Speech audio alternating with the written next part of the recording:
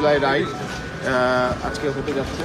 তো আমরা রাইডের প্রস্তুতি আছি সবাই, মোটামুটি আমরা চলে আসছি অনেক টাইমের মধ্যে। এখানে আমাদের পূর্ব পরিচিত প্রিয়ম ভাই, যাকে আমরা হচ্ছে মুমিন ভাই হিসাবে চিনি, সুখে দুঃখের সাথে আমাদের। তো ভাই আজকে চলে আসছে। তো ভাই আজকে আমাদের যে রাইডটা হতে যাচ্ছে, তো এই রাইডটাতে আপনার কেমন লাগছে?